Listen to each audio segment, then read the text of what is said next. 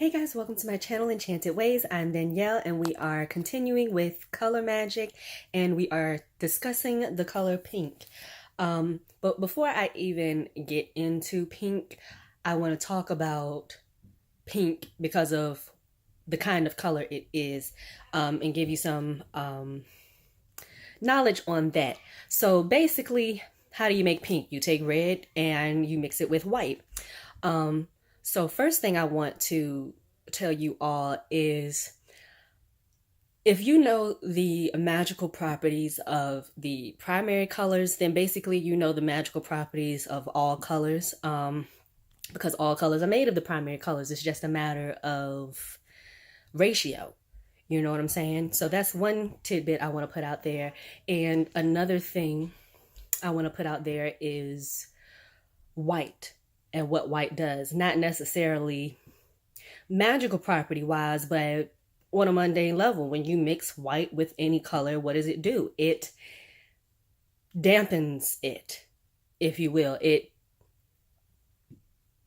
lessens the intensity of it, is what I mean by dampen. So whatever the property is of that really vibrant and rich and bold color, you mix it with white and you've got the same properties, but it's less intense. And so I wanted to get that out of the way, since pink is a color like that. It is red and white, so it has some properties of red. It's just less intense. So excuse me. Swallowed wrong. So let's get into pink. The planetary and astrological correspondences of pink are Venus. The body parts is associated with is the muscular system. If you haven't noticed by now, discussing parts of the body and stuff, a basic knowledge of anatomy will never hurt you when it comes to magic. It's going to make it better, because you could get posters or, little figures, like little models, like anatomy models or something like that. Well, they're kind of expensive, but skulls or whatever, anything. And when you have some knowledge of anatomy, it's going to take your magic to the next level, because you can actually, begin to pinpoint different things. Like when you're doing head work, you have a skull candle.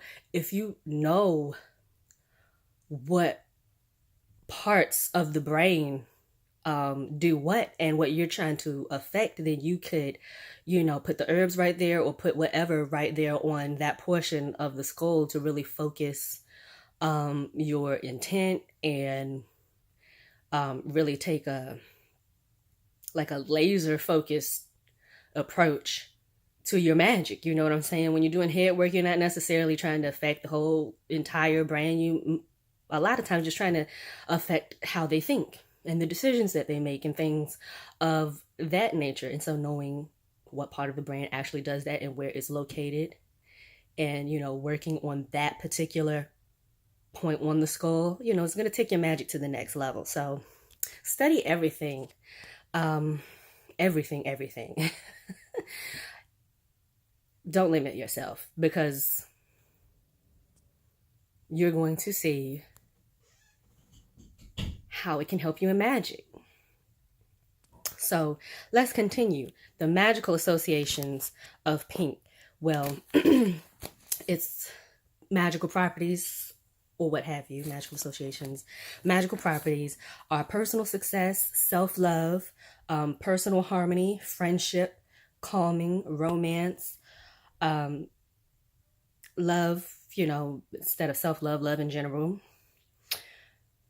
harmony, general or environmental, like workplace, trying to create a calm and, hospitable work environment, passion, partnerships, getting a move on, about to drop my phone, getting a move on as in getting the spell to work.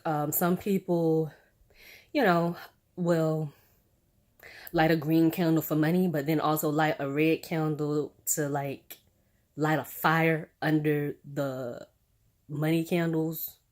But basically. And pink can do that too. It just won't be as intense, you know. But it can definitely still heat things up. It also has magical properties of physical energy, sex, action, exercise, surgery. So definitely if you're getting some surgery on your muscles or something, pink would be a color to work with.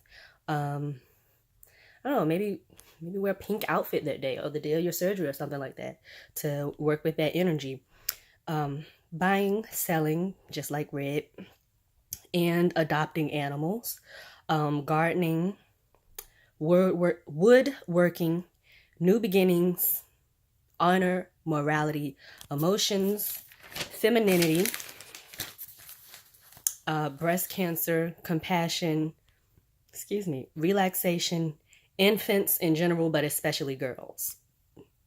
So that's that, you guys.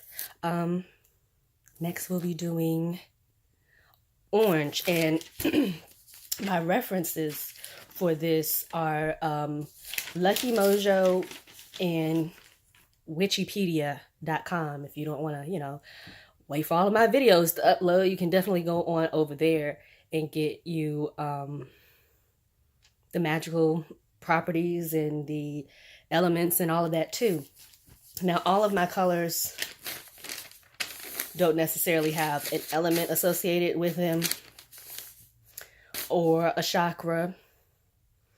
But in the case of pink, you could still say fire is just not not a roaring fire. Maybe you could think of pink as smoldering, a smoldering fire, if you will.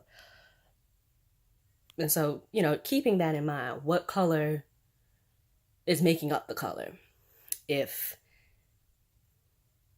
you can't find the element or different things for each and every color, just think, what is that color made of? And that's going to give you some clue. So thanks for watching, guys, and stay tuned.